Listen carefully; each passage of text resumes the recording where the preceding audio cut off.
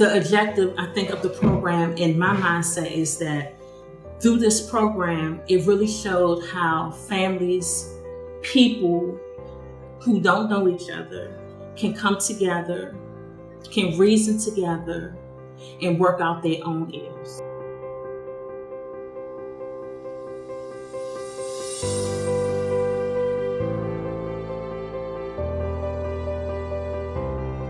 I am an attorney in D.C. I represent both adults and juveniles charged with a crime. I've been doing this kind of work for about 30 years.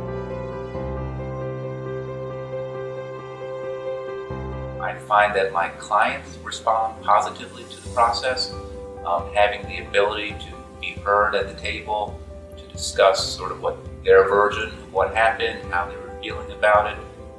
Restorative Justice gives them an opportunity to sort of open up and talk about things on a wider scale. So it's good for them, I think. When the families came together, we were seated in a circle, which I thought was really, really good, because it gave everyone a chance to just kind of open up and to face one another and to really deal with the issue at hand. Help them. Sit down, talk to them. Let's talk it out. Let's see how we can get through this. Let's see how we can change our attitude and help each other so that we won't run into this kind of situation again.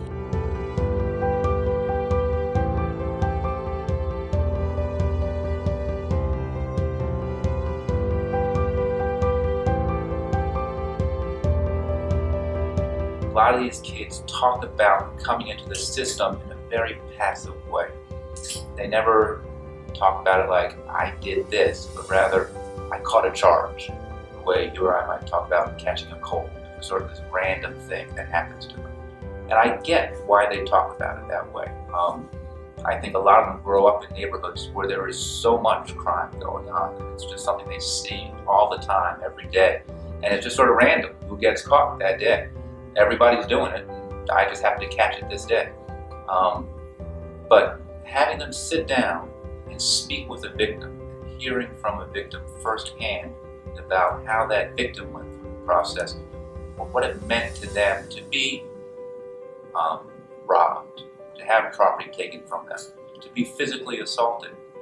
All of a sudden, the client can't help but feel some empathy, some responsibility for what they did.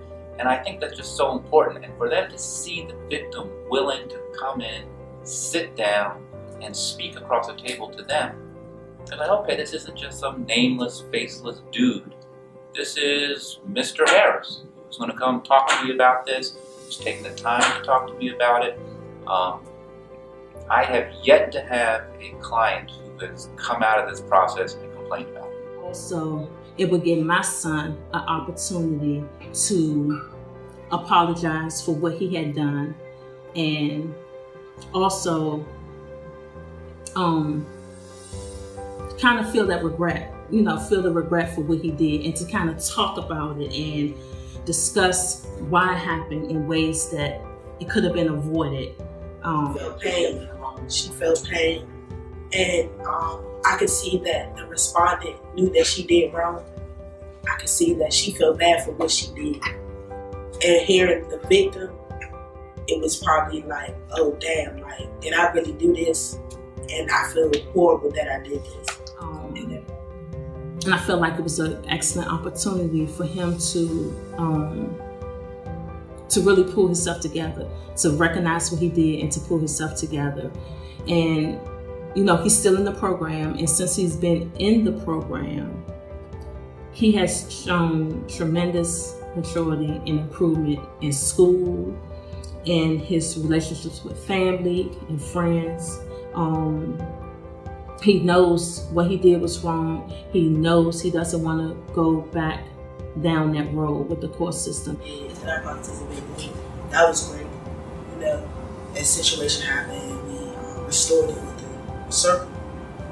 And I really do think that circle did work, because that respondent has calmed down.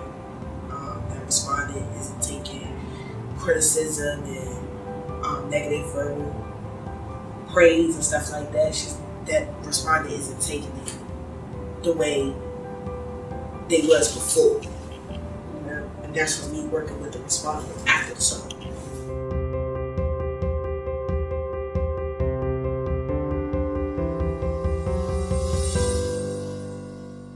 So I was a bit skeptical because I wasn't sure that victims truly would want to participate in this program or in restorative justice because they have to basically face the person who committed the offense. I felt like it was also an easy way out for offenders as well. But what I've learned in my experience is that, one, for offenders, it is not an easy way out because they do have to face this person who they've committed this harm against. It's not an easy thing to do, to admit that you're wrong. Well, to have power in a case for a victim is extremely important in my experience, because the offense started with them not having power and not having control.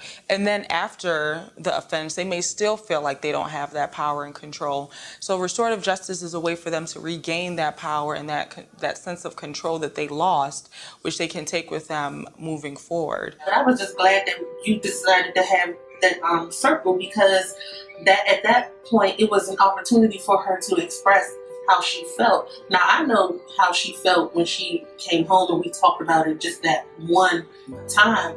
But when we had the meeting, when I heard all of the things that she said, I was like, and I was shocked, because that was the very first time that she's actually opened up and actually said how she felt. And I was proud of both of them, because they both were receptive, they both understood, and then they both were even compassionate with each other. I have found that there are many victims who are interested in participating in restorative justice. There are victims who say, before we even discuss restorative justice, they're like, is there an alternative to the traditional justice system? Not only are they seeking it, but even ones who may not have been familiar with it, and even those who participate in restorative justice and then they enter it skeptical, they leave out many times with a resolution that they are happy with.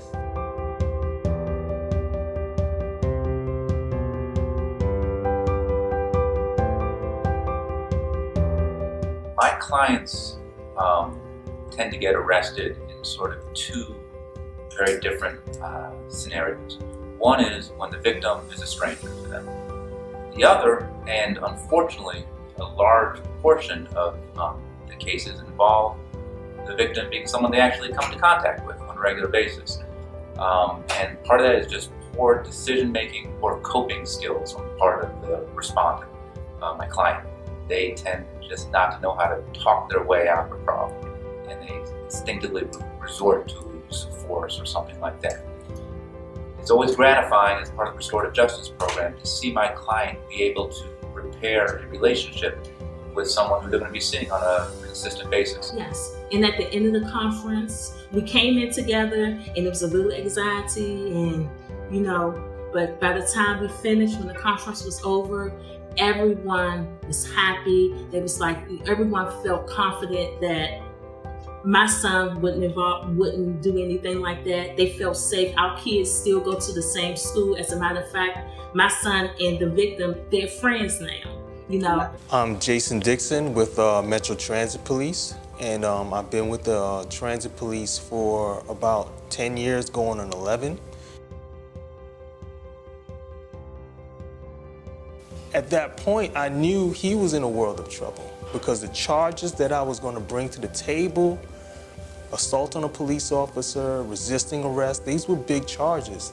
This kid was going to go through the system, talk to his lawyer, see the judge, get whatever he gets, he goes out the door, now he has a record, and he does it all over again. And to me, 10 years in this system dealing with juveniles, that doesn't work. You have these cases of kids, if you could reach them early and let them talk to the victim, let them see the real damage they did, and then give them an opportunity to try to fix it. I needed this young man to look me in the eye, tell me why he did what he did, tell me if he was truly sorry. really blew my mind. I'm like, this is the young man that put me in the hospital. And here we are conversating, talking, laughing. And, you know, I could bring him to my house, introduce him to my family, and wouldn't have a problem taking him to a cookout or something. And vice versa, you know, and like I said, the regular way of doing things, you wouldn't have this result. You would have a bitter juvenile put through the system, still not understanding what he or she did wrong, and then probably going to repeat what they did because now they have a chip on their shoulder. This program is to me it's long overdue. It's something that has been needed for these kids for a long time.